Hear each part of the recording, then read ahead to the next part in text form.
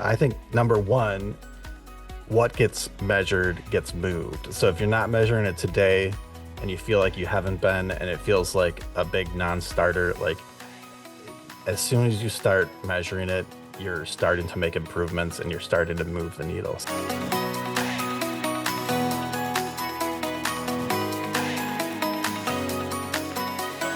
Well, hello and welcome to another guest interview here on the Profit with Law podcast. I'm your host, Moshe Amsal, and today I have for you Joshua Lauer. Joshua Lauer is the founder of Lauer Creations and has helped over 100 businesses transform their chaotic marketing data into laser-focused strategies that drive real results.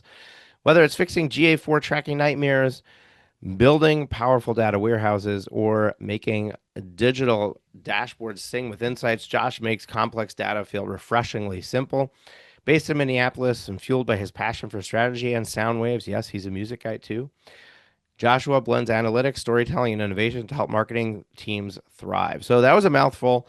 Basically, what, from my understanding, is what Joshua does is he helps you figure out where your traffic is coming from, figure out where your leads are coming from. And this is a big challenge that a lot of my clients have. Even our fractional CFO clients, you're bringing in multi-millions of dollars of business, you're spending, six figures plus a year on marketing, and you don't even know if what you're doing is working.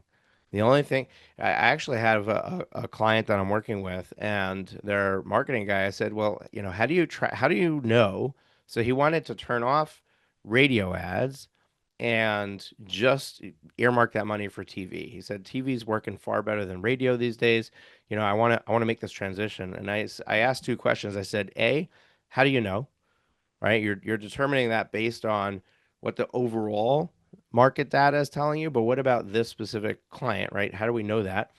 And then the second question is, how do we know if the change worked? And his answer was, well, if we get more leads in, then we know it worked, right? And that's basically how people are operating is, I'm just going to measure the overall lead volume, and that's going to help me dictate or decide whether something's working or not working. And when we're doing something so unscientific to make such big high level decisions, we're really asking for trouble and perhaps losing opportunity because we could be turning something off that's really working really well. So I'm excited to jump into this conversation with Joshua. Joshua, welcome to the Profit with Law podcast. Hey, Moshe, thanks for having me. It's my pleasure. So, real quick, just give us a little bit of a backstory. How in the world did you get into this, and what makes you good at what you do? Sure. So, thanks. You shouted out the music part. So I think it was 2009. I was reading a Rolling Stone magazine and I saw an ad for Full Sail University, and they had, among other things, recording engineering degrees, all sorts of things that sounded more exciting. But they had internet marketing as a program, and I felt I had sort of learned how to make the music, record the music. I just needed to learn how to market it. So I was like, this is the missing skill set in in my sort of portfolio. And so I went to school for internet marketing, got started in the industry, finished the school 2012, and started as an intern somewhere where it was like a WordPress house. They did a lot of WordPress sites for a variety of different websites, and I became sort of the default in-house guy that would basically set up the new sites from a tracking perspective. So you got the developers are focused on making the site actually work, and so a lot of times you throw tracking requests at them and they're already overwhelmed. So I became this person that would kind of get Google Tag Manager installed, which allowed me to sort of leave the developers alone, and I could track, meet with the business and find out what was important to them when the website launches. What are the key things they need to make sure that they're tracking, and get those things tracking so that they get out of the gates a new website that has analytics set up for them so they can know exactly how things are working. And so I was there for about 4 years, doing quite a wide variety of things for all sorts of different websites before I left and went in-house with Lead Pages. Lead Pages is a tool sort of for marketers, so it's cool to be on the marketing team of a marketing tool. Speaking of marketers, and that was kind of a really interesting place where I deep dove the data, whereas previously I had sort of all sorts of different things coming at me. When I was at Lead Pages, we really went deep with, how does this stuff work? How do we find more people that are going to be better customers, for Lead Pages? We want, at that point, we wanted to get people that were actually going to use the tool. I think Lead Pages does a good job at inspiring aspirational marketers to sign up for it. And they sign up, and then a month later, they're like, oh, I haven't really done anything. And then they cancel it because they aren't using it. So we wanted to make sure we were finding the right people. So there are all kinds of questions that come up with as it relates to that. And I was there. I jumped around a few different companies before deciding in 2022 uh, to go full-time freelance. And I think the thing there was as my career unfolded from 2016 to 2022, there was a lot of people I had worked with that went to another company, and they're like, I wish I had someone like you here. And so then it was like, oh, would you take a side project? And the side projects became more and more, frequent. And so here we are now, where it's the full-time gig. Awesome. Joshua, love the backstory, and I know lead pages very well. My very first landing pages were built on lead pages. I was an aspirational marketer as well as just a regular marketer, and have been on and off their platform for various reasons, along with jumping into ClickFunnels and their competitor, and now Mhm. we do a lot of our stuff, in Kajabi, which might make you cringe, but it's a one-stop solution for a lot of the stuff that we do on the marketing side. But let's talk about lawyers. Let's talk about legal marketing and what we can do for them. So I kind of gave an anecdotal example with one of my clients, but even on the digital side, most people are doing a really poor job of understanding or tracking what's happening, where it's happening. And I'm a big fan. I talk about this all the time of who, not how, right? And Mhm. lawyers should not be trying to be marketers. They should, but when we go and hire a marketing agency to do our digital, to do our offline marketing, tracking and analytics tends to be like a forgotten stepchild. And I think it's so important for us to understand. I'll give another example. One of the first fractional CFO clients that we brought on, when I came in, their profit margin was 7%. And this is a multi-million dollar revenue business. And what I did was the first thing I looked at high level. I said, okay, where's all the money going? And I identified that marketing was a place where a lot of spend was going, as a higher percentage than I should have expected for that size business. I said, okay, something's not going on here. Now, what they had going for them was they actually were doing some really good tracking, so they knew where all the leads were coming from, um, but they weren't actually doing anything with that data. So what I did was I just took all their data, turned it into a pivot table, and basically summarized it. And I said, okay, here's our return on spend for every category. And I quickly identified the ones that were below 3 times. And we started to dive into each one. And what we found is actually their Google pay-per-click ads. They had 6 campaigns running, spending about 30 plus $1,000 a month. Only one of those campaigns had a ROAS above 3. Mm. And what we did was we basically cut the other 5. So cut out $25,000 a month in spend immediately and had almost no hit to their performance, right? Like their lead volume did not really change. Their revenue actually went up after that move, but that was in order to find that out, figure that out, it required us to have access to that data. So let's start with just like marketing tracking 101. Give us the basics. What does a law firm owner need to know, not to be able to do this themselves, but to be able to speak the language enough to look into the marketplace and say, here, I need this.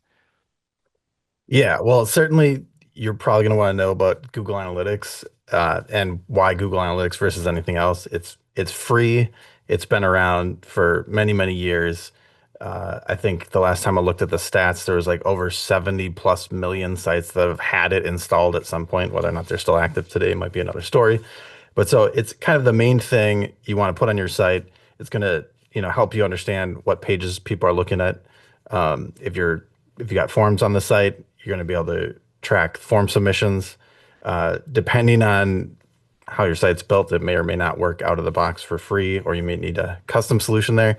But you're going to want to understand the traffic channels, right? So, like we talk about, you just mentioned Google paid search ads, right? So, like we'd call that paid search in Google Analytics. If you make it somehow to the website, versus via free searches, organic search is what we call that. If you've heard of us, right, you're probably going to type in the URL directly, or maybe if we got a bookmark, that's going to show up as direct traffic. If there's a link to your website from another site, it's going to be a referral.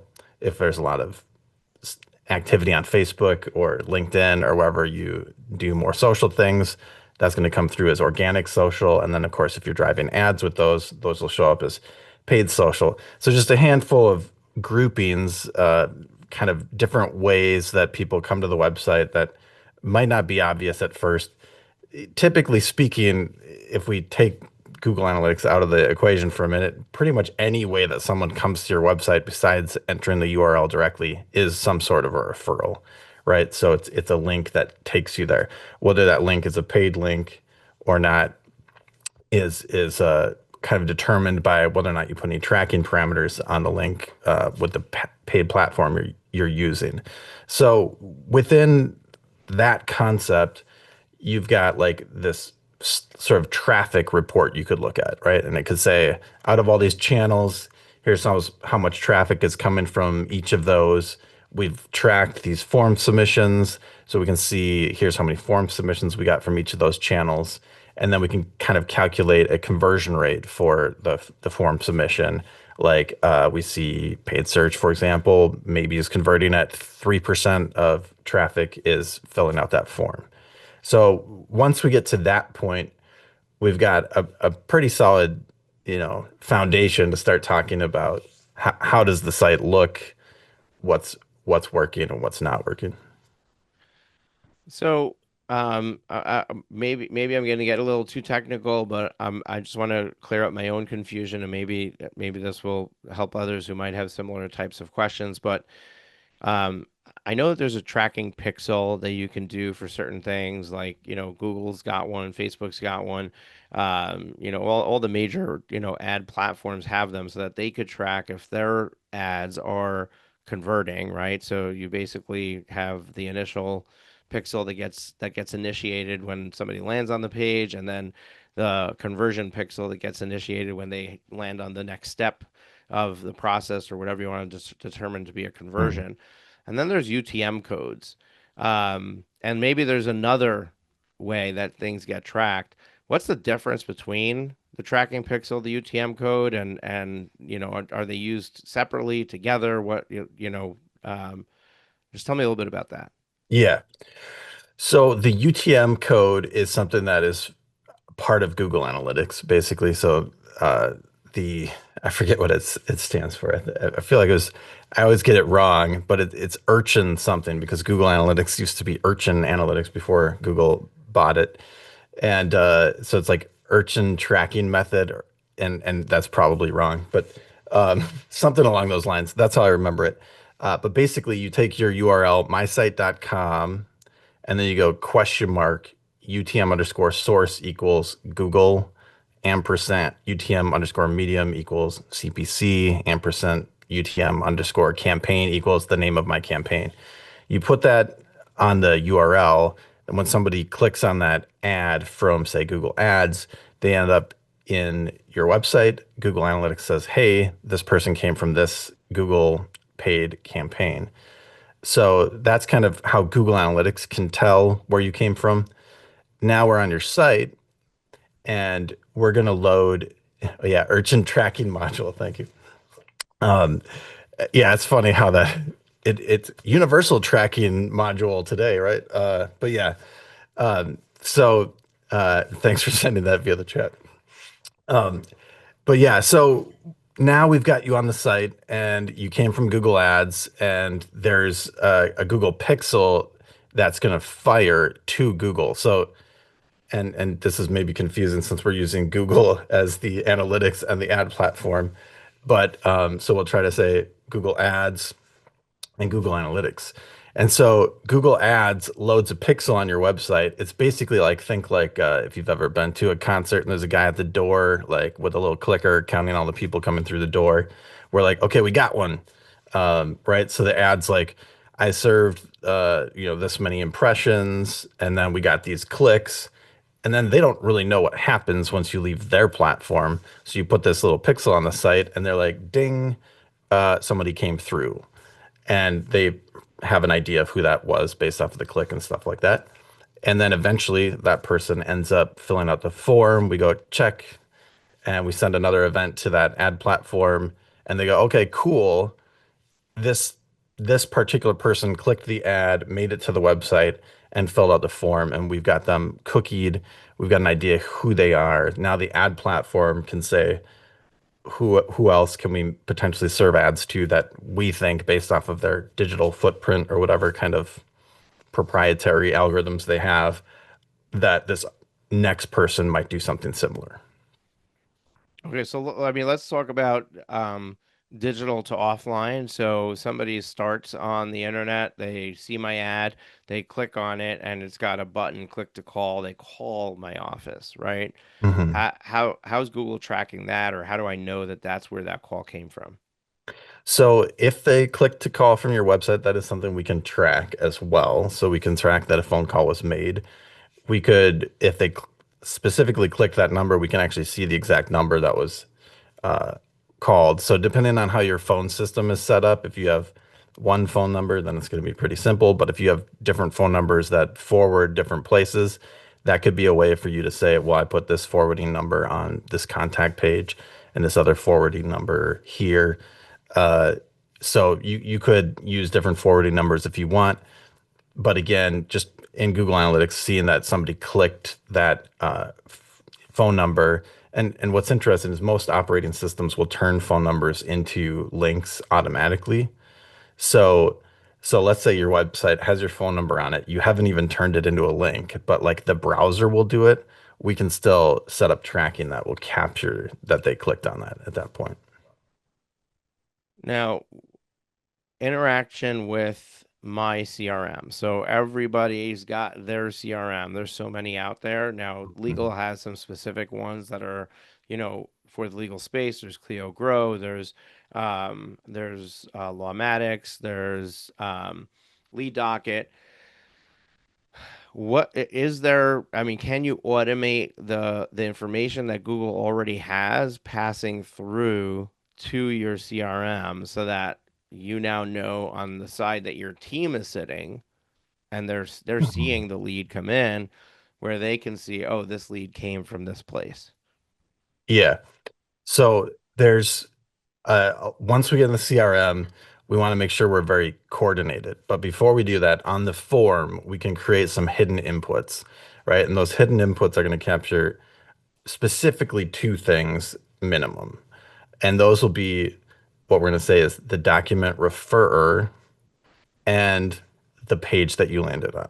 So when you first come to the website, we can capture that's the first page, right? And there's a way that we can capture that. And we can say, where did you come from? So if the document.refer is a JavaScript variable that lives in every browser, and it says, when this page loaded, I was previously on this other page. And that's a really short way of kind of explaining it. But so if you clicked on a Google ad, Google's going to show up as the referrer there. And then in the landing page field, you're going to have the UTM parameters, or if you're using the auto linking, it might be GCLID. So let's say we get those two fields in hidden inputs. Then they pass into the CRM. Within the CRM logic, you can then look at those fields and determine all those things I mentioned before about organic search, paid social, organic social, referral, what have you. So what you want to do at that point, you get into the CRM, a variety of different things can happen. there's a number of different objects, right? So like a lot of CRMs start with like a lead object, right? So at the point that the form's coming in, we're probably at that lead level. You still need to get on the phone and talk to someone and then decide if there's an opportunity for you to move forward, convert the lead to an opportunity and all those things.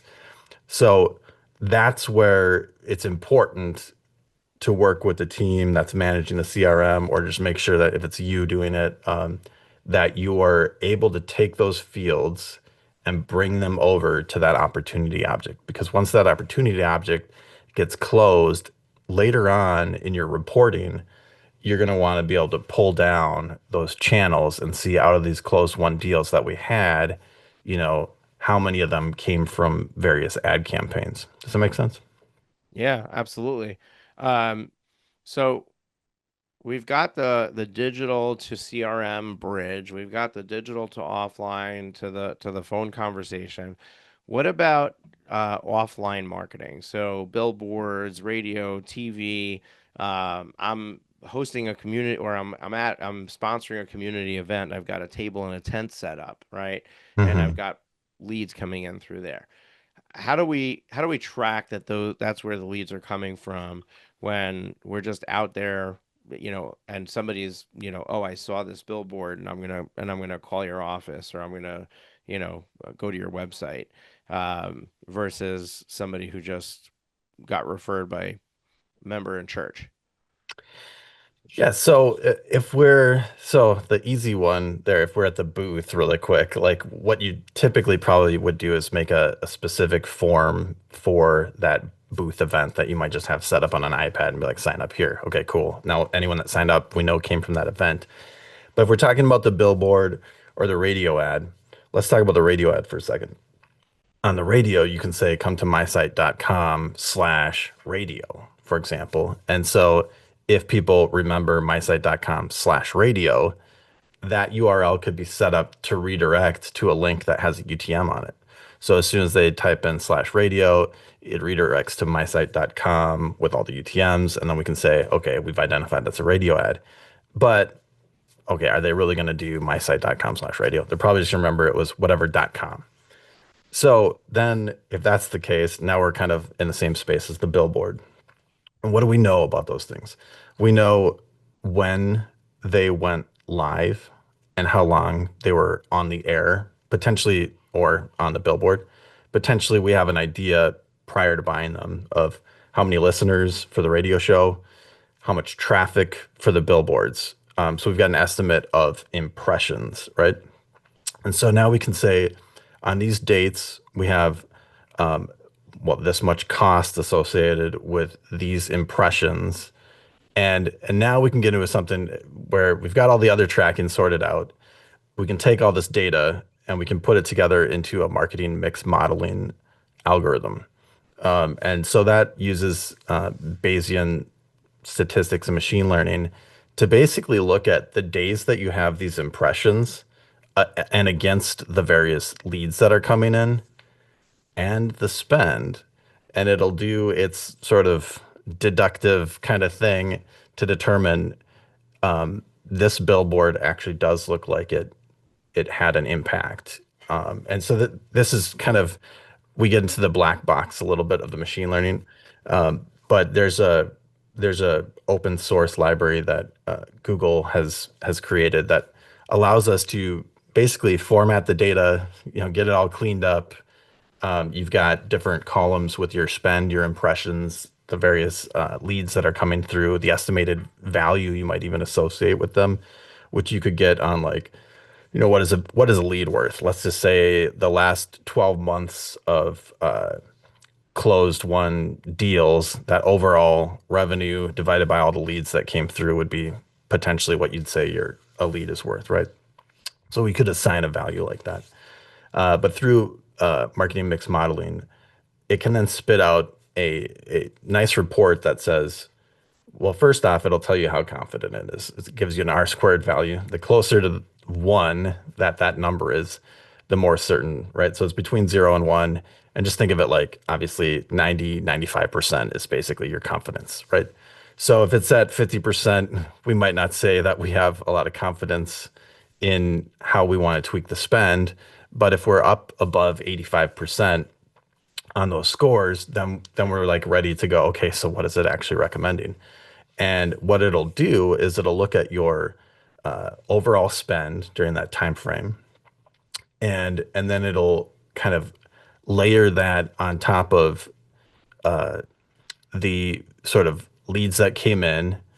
It's able to understand, because you've the way that the data kind of gets loaded in there, you've got it kind of granular down to the day level to an extent.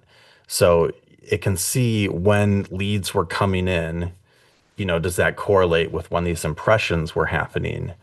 And and then by the time you kind of get through the analysis of the whole thing, it'll say, hopefully you've loaded all the places you're spending, so not just radio and billboards, but all the digital places.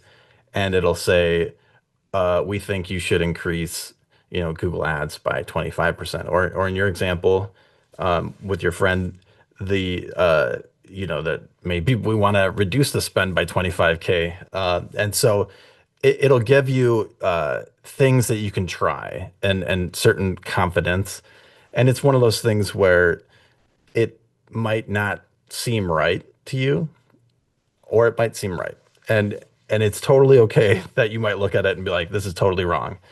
And if it is totally wrong from your perspective, it might mean that you want to rerun it and potentially tweak some of the sort of settings. There's various settings for seasonality and geo and just other things you can do to sort of refine how it works. For the billboard ads, obviously, if you've got a national organization, the billboard ads in one city, we don't really expect that to have an impact in a city that's 1,000 miles away. So that's a good example of something where you'd probably want to have some geo settings associated with that. But it's a wonderful way to kind of get at, what's working and what's not. And it does it in a way where, it's just kind of playing with the numbers. Yeah, as you were talking, I'm thinking, maybe those offline methods like a billboard or a TV commercial or radio, and this is where like maybe you even want to differentiate between different commercials on TV or on radio, right? Like you have multiple commercials Mhm. running, or you're running in different channels and you want to track those separately. Something that you mentioned kind of triggered this idea. Like maybe you should offer a unique discount or promotion or Mhm. something that's specific to that channel. So if somebody forgets, because what happens is even if they're not going to put in the /radio, right? They might not Yep. even put in your URL. They might just remember the name of the firm. Hmm. And that now they're just going to Google looking for your firm, and then they're clicking through to your website. You have no idea that that's where they came from, and they have no idea either, right? Like by the time you answer the phone, they say, "Where'd you come from?" The answer from what I hear my clients saying is, 90% of people are saying Google, even if they're coming from radio or TV, Googling their name and then coming in. That's the last step they took. That's what they're referring to when you ask the question of, how'd you hear about us? Oh, I searched for you on Google. Yeah. Um, so I think perhaps getting creative with some sort of promotion, and I don't know bar rules and what lawyers are allowed to or not allowed to do, but even if it's like a discount off of your consult, or a discount off of your engagement, or something completely unrelated to the legal services you're providing. Like, I mean, here I'm in New York, right? Well, maybe we give away a pair of Yankee tickets once a month, for anybody who comes in for a consult through this channel. So I guess that would be a way to track this in a little bit more of a scientific fashion, because somebody has a reason to raise their hand and say, "Hey, what about my tickets?" Yep. Yeah, certainly people love incentives, and that's definitely a way to find out that they for sure heard that radio ad because they're looking for the promo. But kind of along those lines, you know, if you've got like a team of sort of business development reps that are fielding those leads, we the marketing and sales world is always talking about like the sort of communication that should be better between the two. But hypothetically, if you've got, an informed way of communicating to your sales team around what kind of promotions might be happening in regions that might be relevant to them.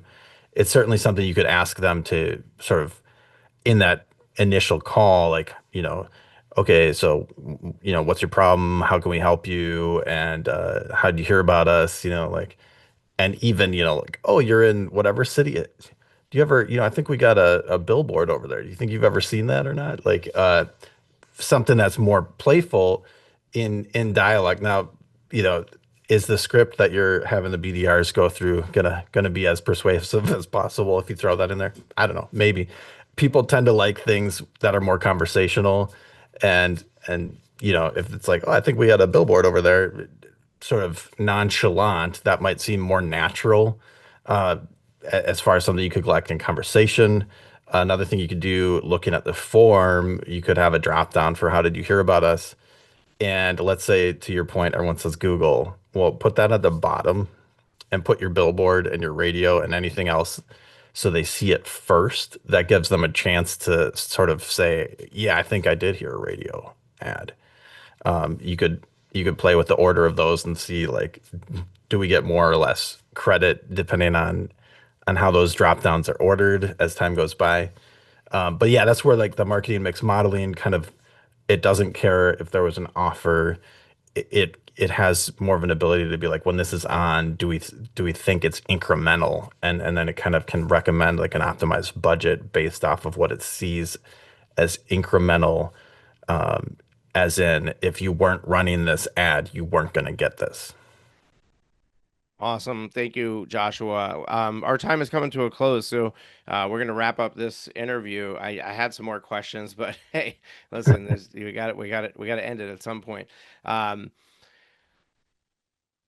I always end with two questions, and here they are. Number one, what is one parting piece of advice or wisdom you want to leave with our listeners? Number two, how can our listeners learn more about you, get in touch with you if something that you said piqued their interest and they want to explore working with you or anything like that? Where would you like to send out, our listeners if they want to explore your brand? Sure. I think number one, what gets measured gets moved. So if you're not measuring it today and you feel like you haven't been, and it feels like a big non-starter, like, as soon as you start measuring it, you're starting to make improvements and you're starting to move the needle. So don't be afraid to measure it.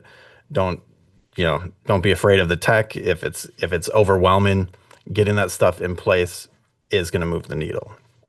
And if you want to reach out to me, you can find me on LinkedIn. The name is, again, it's Joshua Lauer. I've got a picture of myself at a wedding from about 15 years ago. I look super happy. Uh, Send me a message, and just for people that are listening, if you put the words deep dive audit into that message, I'll know that you heard the podcast, and I'll reach out about a time that we could hop on the phone and talk about how we could help you out. Awesome. Love it, Joshua. Thank you very much for coming on the show. Hang out with me just a moment. Folks, we're here every single Thursday with another guest interview here on the Profit with Law podcast. Try to bring you the best and the brightest of everything out there related to your business growth, including marketing and marketing analytics. This is right in line with information that you're looking to hear and learn from. So if you found this valuable, couple of things you can do. Number one, hit the subscribe button in your podcast player or on the YouTube channel where you're watching this. Make sure you get notified every time we release a new episode. Number two, there's an opportunity to leave a comment, leave a rating, leave a review.